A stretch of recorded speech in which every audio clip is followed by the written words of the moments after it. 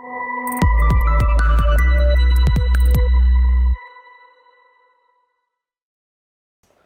teman-teman, kembali lagi bersama saya Azwan Helmi di Vox Populi. Kita akan bahas soal MBG, makan bergizi gratis, bagaimana ini adalah program dari Bapak Presiden Prabowo Subianto yang dicanangkan pada tahun 2025 dan sudah dilaksanakan sejak tahun 2025 sampai hari ini di tahun 2026. Teman-teman, bahwa program makan bergizi gratis ini sesungguhnya adalah program nasional untuk pemenuhan gizi, baik itu peserta didik, balita, ibu hamil, atau gelandangan dan lain sebagainya. Ya, yang diatur di dalam Peraturan Presiden Nomor 115 Tahun 2025. Jadi pada prinsipnya program makan bergizi gratis ini adalah nawacita dari Presiden Bapak Prabowo ya untuk meningkatkan kualitas daripada anak didik sehingga pada akhirnya nanti dia tumbuh dan kembang tidak mendapatkan masalah dalam pemenuhan gizinya mereka, termasuk juga pencegahan daripada stunting ya. Nah, selain itu juga program makan bergizi gratis ini dapat menyerap ya anggaran yang sudah ada sehingga dapat dialokasikan untuk itu, termasuk juga penyerapan tenaga kerja lokal ya, karena saya lihat bahwa tenaga kerja ini ya diprioritaskan untuk di mana dapur MBG itu berada, maka penyerapan tenaga kerja itu di lokasi yang sama. Nah, dalam penyerapan tenaga kerja ini juga teman-teman bahwa ibu-ibu termasuk juga bapak-bapak, anak-anak muda itu terserap ya tenaganya untuk bekerja di dapur MBG ini juga. Nah, pada saat pelaksanaannya juga bahwa ibu-ibu rumah tangga yang tidak sempat masak misalnya, tidak sempat untuk menyiapkan bekal untuk anaknya sekolah, bisa dibantu dengan program ini sehingga ibu-ibu tidak lagi kerepotan untuk menyiapkan bekal anak-anaknya untuk kemudian sekolah. Dan anak-anak juga memiliki bontot ya, memiliki bekal yang sama menunya dengan teman-teman yang lain sehingga tidak ada yang minder, tidak ada yang merasa bahwa bekalnya itu tidak enak, lauknya tidak serupa dengan teman-teman yang lain ya. Misal teman-teman yang ekonomi menengah ke atas, bekalnya itu bisa enak-enak, ada dagingnya, ada ayamnya, ada hamburgernya dan lain sebagainya. Sementara anak-anak atau ibu-ibu yang menengah ke bawah mungkin menyediakannya dengan telur saja misalnya, atau dengan nasi goreng, mie dan lain sebagainya, teman-teman. Ya, dan juga melakukan peningkatan terhadap UMKM lokal. Jadi UMKM lokal yang berjualan sayur, berjualan buah-buahan, beras, minyak, ya terserap ya untuk kemudian dialokasikan untuk makan bergizi gratis ini sehingga UMKM lokal itu tetap terbantu ya, terbantu dengan adanya program dari Bapak Presiden Prabowo ini. Tetapi teman-teman, tentu ini juga menuai kontra atau menuai kritik dari beberapa kalangan, termasuk juga aktivis pendidikan yang menyayangkan bahwa penyerapan anggaran APBD dari makan gizi gratis ini, APBN dari makan gizi gratis ini itu diambil dari dana pendidikan nasional. Sebagaimana pada tahun 2025 penyerapan anggaran pendidikan untuk dialokasikan ke makan bergizi gratis ini adalah sebesar 71 triliun rupiah. Kemudian meningkat lagi pada tahun 2026 itu sampai dengan 330 sekian triliun rupiah. Nah, ini cukup besar ya, sehingga menyerap sekitar 20% dari alokasi dana pendidikan nasional. Nah, yang disayangkan adalah pengelola dapur MBG ini kebanyakan itu adalah dari kroni-kroninya Presiden Prabowo. Bisa dari anggota dewan ya, kemudian partai, yayasan yang dibentuk oleh keluarga-keluarganya sehingga ini menimbulkan konflik baru ya di tengah-tengah masyarakat. Ya, walaupun memang penyerapan tenaga kerja lokal yang saya sampaikan di awal tadi ya itu cukup juga membantu untuk membuka lapangan pekerjaan, tetapi yang perlu kita garis bawahi adalah yang tak perlu dilupakan bahwa lapangan 19 juta itu atau 13 juta lapangan pekerjaan itu tentunya tidak terrealisasi dengan baik karena biaya sudah diserap cukup besar, sekitar 20% dari APBN ya, khususnya pendidikan, untuk dialokasikan kepada program makan bergizi gratis ini. Nah, dari itu tadi kita bisa melihat bahwa bukan hanya persoalan sederhana masalah MBG ini juga menjadi masalah yang kompleks juga. Belum lagi yang belakangan santer dibicarakan, yang menjadi viral di berbagai platform media sosial, bahwa program makan bergizi gratis ini ya menimbulkan konflik baru di tengah-tengah masyarakat. Karena apa? Karena pegawai SPPG ya yang bermarkas di dapur MBG ini diangkat menjadi pegawai negeri misalnya. Sementara di sisi yang lain, pegawai honorer yang sudah mengabdi puluhan tahun, sudah mengabdi puluhan tahun tidak kunjung mendapat kepastian. Karena untuk pegawai SPPG sendiri yang dianggap sebagai pegawai negeri misalnya, dia punya wadah regulasi ya di Peraturan Presiden nomor 115 tahun 2025. Sementara pegawai honorer sampai hari ini ketidakjelasan regulasi yang mengaturnya sehingga mereka memperdebatkan persoalan ini. Nah, ini juga cukup menarik simpati dari berbagai kalangan ya, termasuk aktivis, masyarakat untuk membahas tentang pro dan kontra persoalan makan bergizi gratis dari Bapak Presiden Prabowo ini. Nah, walaupun misalnya ya sebagian orang yang pro mengatakan bahwa ini adalah salah satu pencegahan ketimpangan sosial. Ya kan, ada juga yang mengatakan bahwa ini memperkuat peran negara dalam mesejahterakan masyarakatnya. Ini juga akan menggerakkan ekonomi lokal, petani, UMKM, koperasi, dan lain sebagainya. Juga merupakan sebuah investasi jangka panjang untuk kualitas sumber daya manusia Republik Indonesia. Juga ada yang menyatakan ini membantu keluarga miskin dalam pemenuhan gizi anaknya. Ada juga yang menyampaikan bahwa ini adalah peningkatan konsentrasi dan prestasi belajar siswa dengan kebutuhan gizi yang tercukupi. Ada juga yang menyampaikan bahwa ini akan mengurangi angka stunting, ya, kemudian malnutrisi pada anak-anak Indonesia. Tetapi ada juga yang beranggapan bahwa ini justru membutuhkan anggaran yang sangat besar sehingga bisa merubah anggaran negara yang seharusnya digelontorkan untuk beasiswa pendidikan, sarana dan prasarana di sekolah, meningkatkan kualitas guru dalam mengajar, kemudian ini terserap malah menjadi program makan bergizi gratis. Nah, ini berpotensi akan membebani anggaran pendapatan belanja negara kita dari sektor yang lain misalnya. Aturannya kita bisa belanja yang lain, kemudian ini terserap secara banyak di program MBG ini.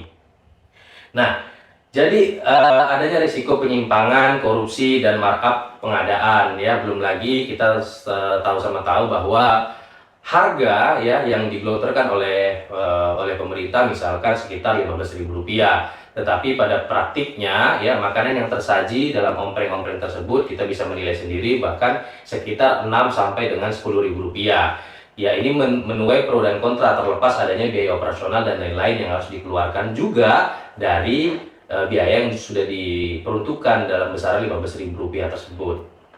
Nah, ada persoalan pengawasan distribusi yang sulit di daerah-daerah terpencil. Permasalahannya begini, untuk saat ini di 2025 sampai 2026 awal, tentu untuk penyaluran MBG di kota ya, kemudian di desa-desa yang akses jalannya itu memang bagus, yang baik, ya itu memang dapat terdistribusi dengan baik dan tidak ada persoalan ya.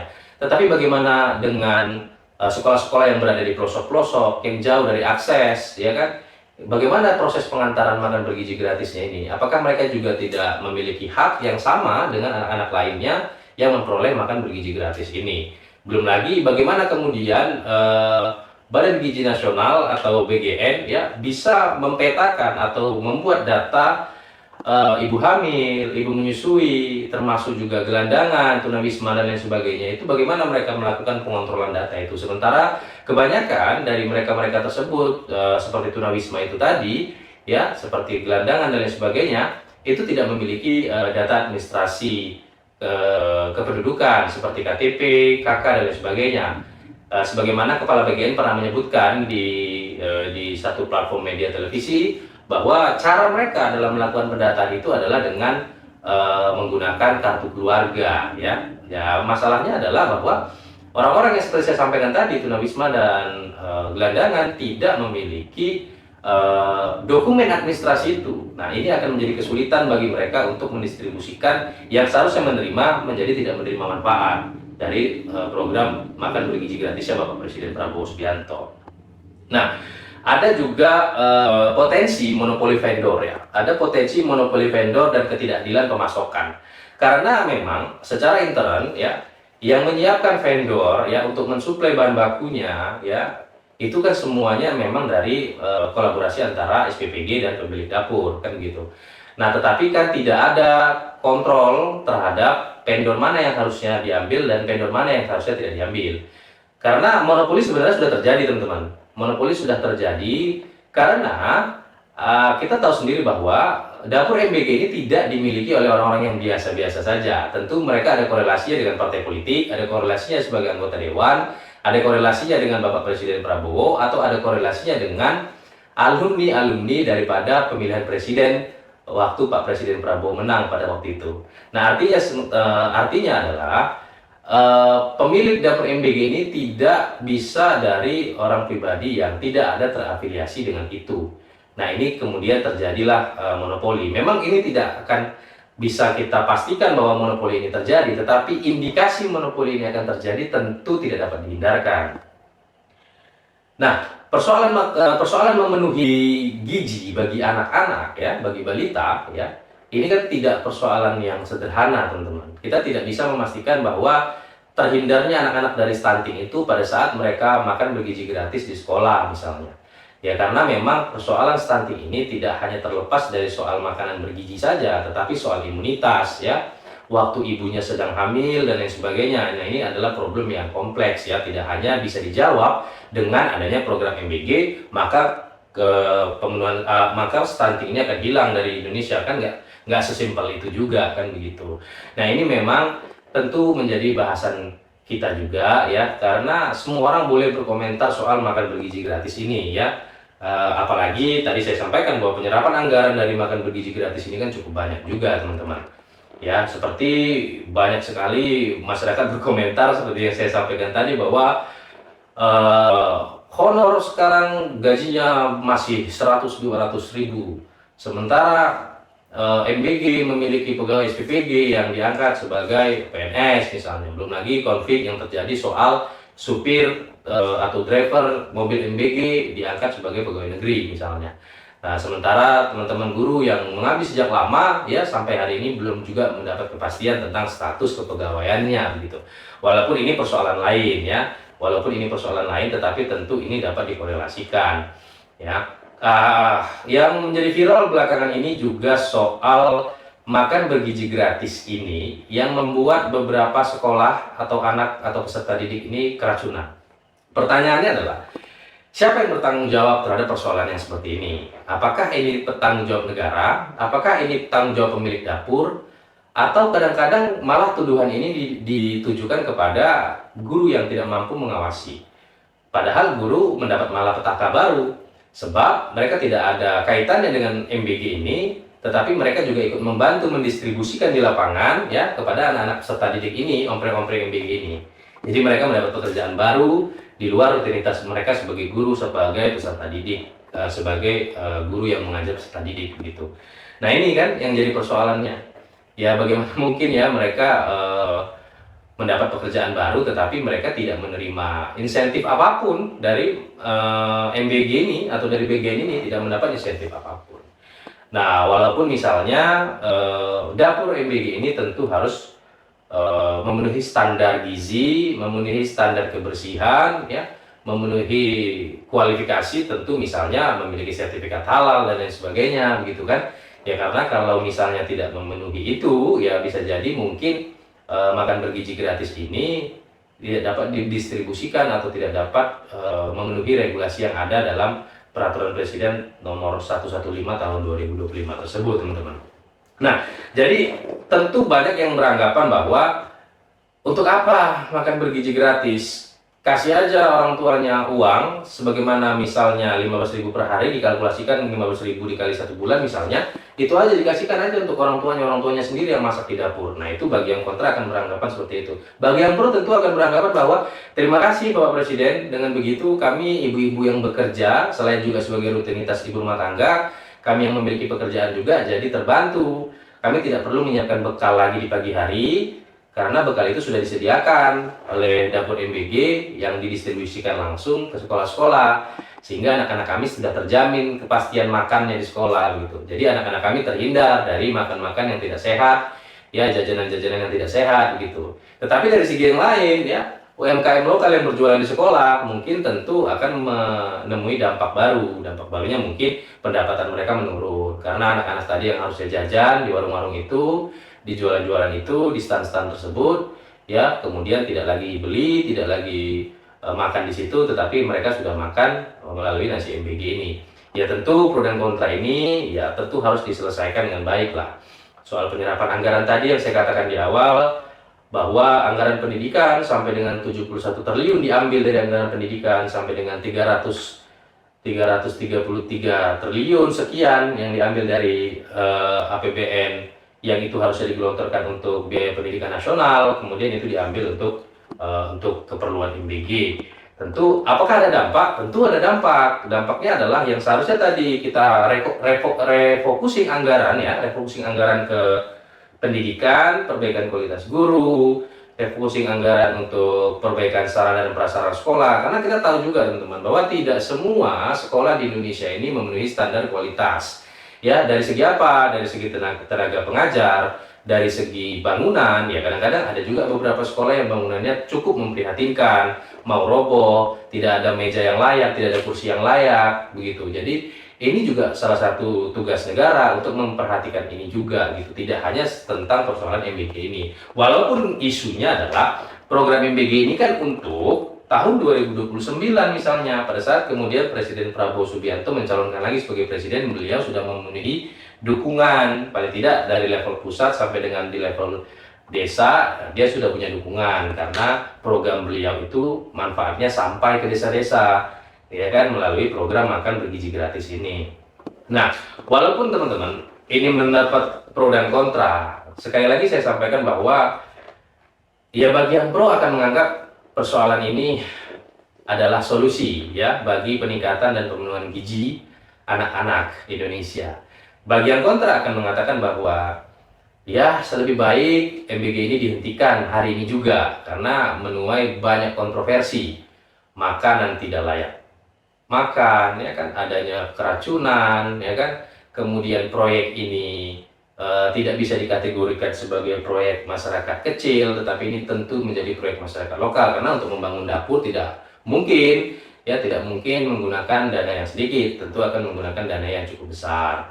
Dan ini ya tidak akan bisa dilakukan misalnya oleh masyarakat menengah ke bawah, ini hanya bisa dilakukan oleh masyarakat menengah ke atas. Tetapi kan mungkin dampaknya akan ada juga bagi masyarakat menengah ke bawah. Dampaknya adalah mereka mendapat peluang pekerjaan baru, ya kan, dengan adanya pembukaan lapangan kerja di dalam proyek MBG ini, ya, atau makan bergizi gratis ini. Ya lagi-lagi memang persoalan-persoalan ini muncul bukan begitu saja terjadi, ya. Seperti misalnya majalah Tempo juga pernah melakukan penelusuran bahwa refocusing anggaran MBG ini terlalu berlebihan, ya, sehingga menghabiskan anggaran negara begitu besar hanya untuk program makan bergizi gratis ini. Ya, begitulah, ada pro dan kontra dalam beberapa peristiwa, ya, walaupun mungkin kita tidak bisa menilai hanya sampai pada titik itu saja. Kita mesti harus menilai juga manfaatnya, kita mesti juga harus menilai bahwa pada saat pelaksanaan program ini tentu kita perlu yang namanya check and balance system. Jadi semua orang tentu wajib mengawasi program ini harus berjalan dengan baik. Ya kita akan tunggu pada tahun 2026 ini apakah program makan bergizi gratis ini ya dapat prestasi yang baik, ya, anak-anak terbantu atau tidak.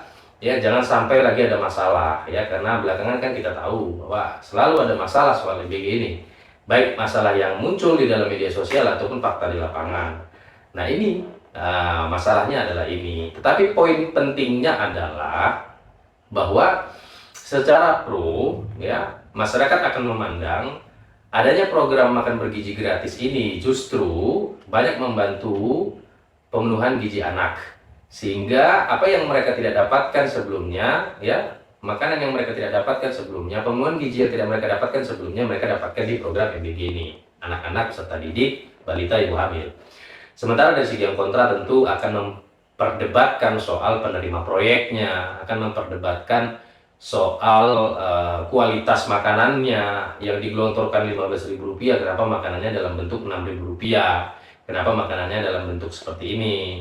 Ya, belum lagi standar susu yang diterapkan tentu tidak berdasarkan kualifikasi pemenuhan gizi yang semestinya misalnya, ya. susunya, kemudian buah-buahannya, ya, kemudian ayamnya. Kadang-kadang ada yang menganggap bahwa itu ada tepung dan lain sebagainya. Ya, itu soal teknis semua. Artinya semua orang harus mengawasi ini, tidak hanya BGN saja yang mengawasi apakah ini terpenuhi taraf gizinya atau tidak, tapi kita juga sebagai masyarakat dan anak-anak kita yang makan makanan MBG ini bisa juga ikut mengawasi, karena sering terjadi sekali viral soal makanan MBG ini di platform media sosial. Kadang-kadang ibu-ibu protes, ya, makanannya tidak layak makan, ada juga nasi yang bau, yang basi dan lain sebagainya. Saya rasa ini adalah persoalan teknis. Ini adalah persoalan teknis di dapur, ya. Mungkin bagaimana mereka melakukan pengecekan secara rutin pada saat makanan itu diolah, pada saat makanan itu didistribusikan. Ini memang harus dilakukan pengawasan secara kompleks. Jangan sampai kemudian niatnya untuk meningkatkan kualitas gizi, tetapi ternyata penerapannya bukan gizi yang naik, malah anak-anak bisa keracunan gitu. Tetapi itu semua tentu harus memiliki solusi, ya. Jadi Kepala BGN, ya, Badan Gizi Nasional, itu juga harus membuat concern soal perbaikan atau evaluasi tentang bagaimana program Presiden Prabowo Subianto soal makan bergizi gratis ini, ya, bisa terrealisasi dengan aman, lancar, tidak ada kendala apapun, baik itu kendala teknis, kendala operasional, pembiayaan dan lain sebagainya. Memang, ya, bukan hal mudah untuk menerapkan satu program tertentu di Indonesia, karena negara kita negara demokrasi, semua orang berhak mengomentari, semua orang berhak mengkritisi, semua orang berhak kasih pendapat, baik itu pendapat yang pro terhadap proyek ini maupun pendapat yang kontra terhadap proyek ini. Tapi lagi-lagi bagaimana kita menyikapinya. Kalaulah misalnya program MBG ini tidak surplus di tahun 2026, tentu proyek ini mestinya harus dihentikan. Tetapi kalau misalnya proyek ini atau program MBG ini ternyata surplus atau ternyata bagus diterapkan di tahun 2026 ini, ya, berjalan dengan baik, ya kan, kemudian kualitas pendidikan kita juga meningkat dengan adanya program ini, maka tentu program makan bergizi gratis ini harus dilanjutkan, sebab ini menjadi satu program yang bagus di Indonesia.